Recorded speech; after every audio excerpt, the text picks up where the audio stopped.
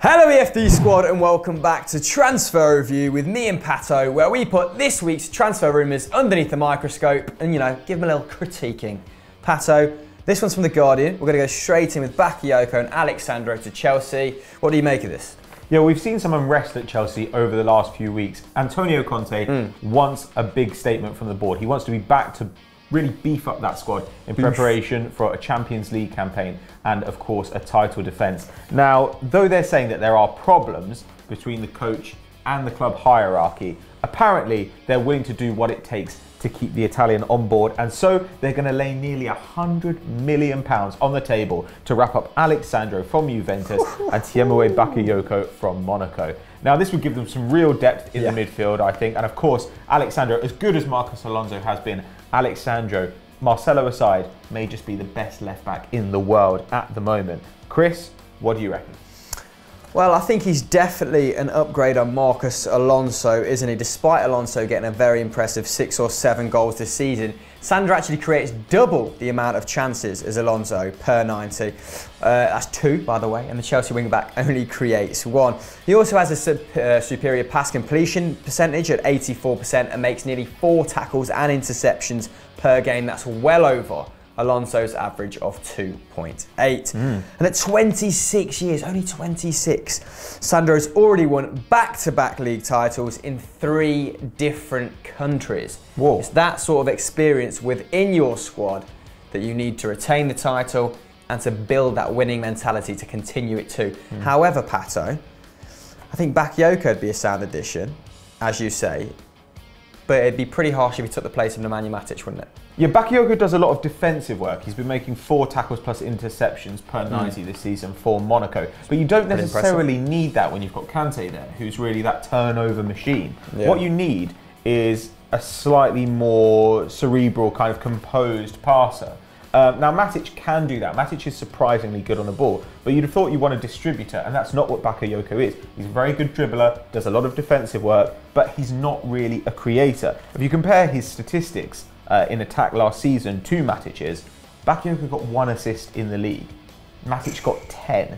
10? Yeah, though when you look at the chances created, it's a little bit closer. Bakayoko is creating 0.6 per game, Matic 0.9, so maybe Matic is a little bit misleading there, his tally of 10 assists. But he's expected to stay this summer, and it seems a little bit harsh for him after taking them to another title, 2 in 3 years, for him to be kind of relegated to the bench. And when Chelsea want to switch up from that very functional base in midfield, they have Cesc Fabregas, right, who also got double figures in terms of assists this season. I think Bakayoko would be a tremendous addition to the squad. Like you, I'm a little bit puzzled as to where he'd go. Sandro's obviously a more natural fit, but I could see Sandro more so at Manchester City, who are also interested in Dani Alves. So a Brazilian's going to be in the Premier League either way, Brazilian fullback.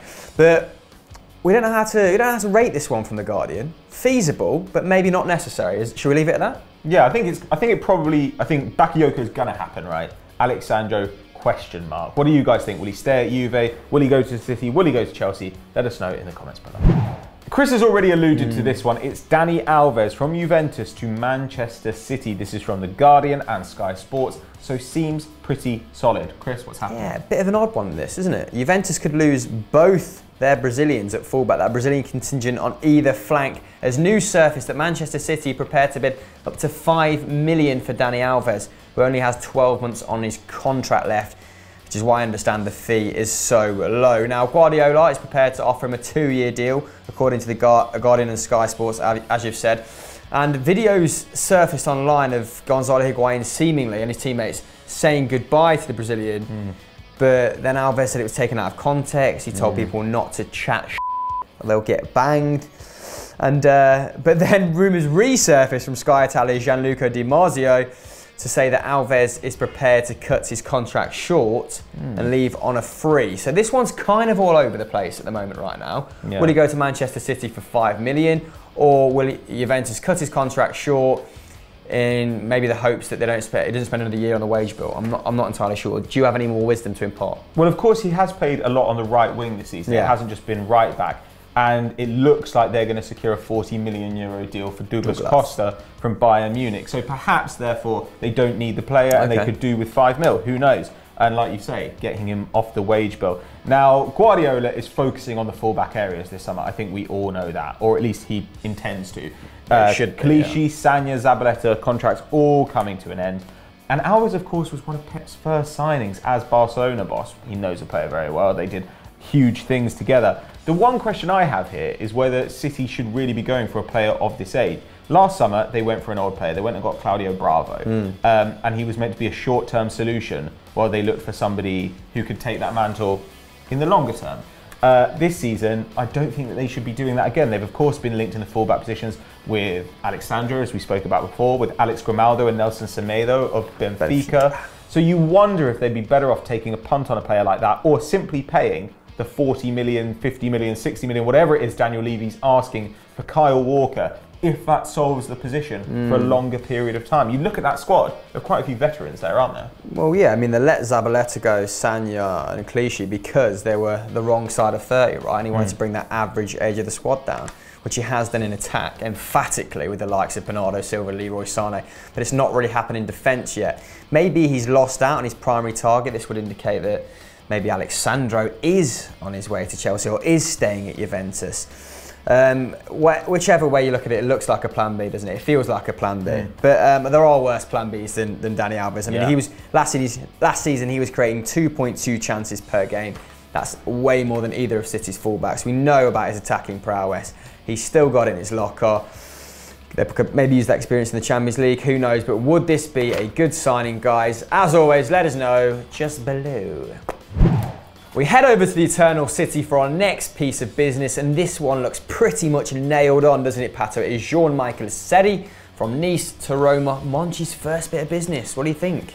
Yeah, well, of course, the first bit of business was getting in Eusebio Di Francesco as manager, but this is the first signing of the summer, as Chris says. Now, he's been pursued by Arsenal, by Spurs, by PSG, supposedly Barcelona were looking at him, and Roma have turned to him after failing to get in Franck Kessié, who, of course, joined AC Milan instead.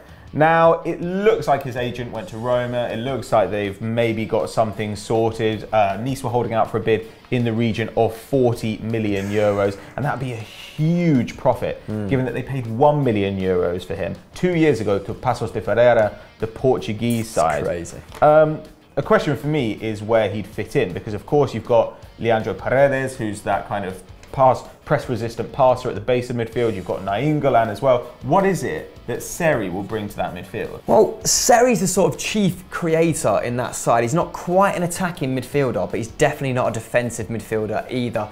His prowess comes in that final third from what I've seen of him anyway, Pato, and his numbers sort of reflect this. He's got 7 goals and 9 assists, a very decent output from the centre of midfield.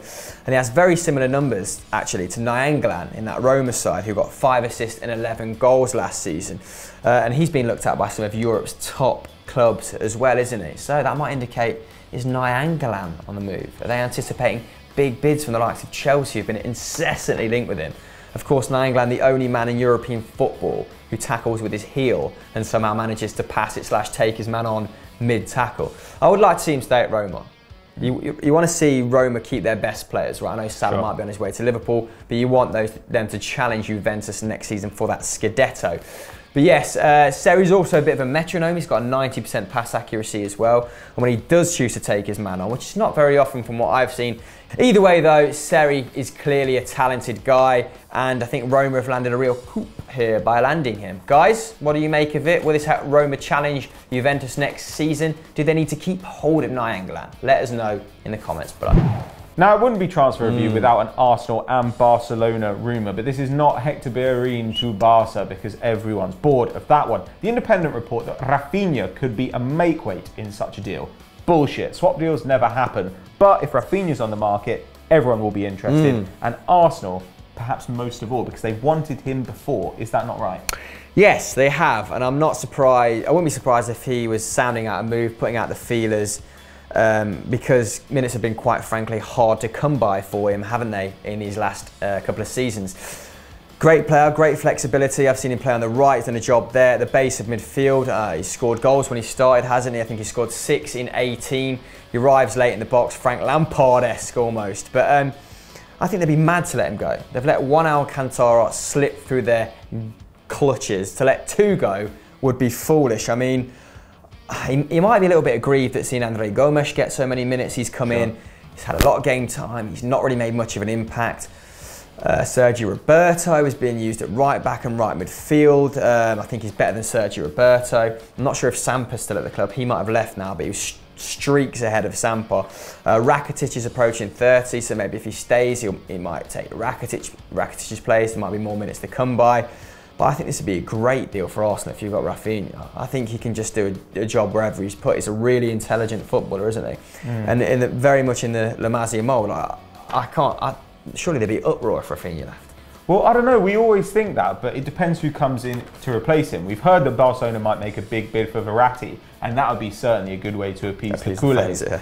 I kind of agree with you. Like, I think that I'd want to keep him if I were Barca, and maybe move out one of the older guard. I mean, I wouldn't have signed Andre Gomes in the first place, but maybe Rakitic, if you think this is our last opportunity to get money for him. I think he's still a fantastic player, but he is hitting 30, it might be a good time to get rid. Yeah, Barcelona have looked a lot better with him in the side, haven't they? I think he's got a bit of grief from the fans. But he's like Rafinha in that sense, isn't he? He was an attacking midfielder really at Sevilla, and now at Barcelona he does whatever's required of him.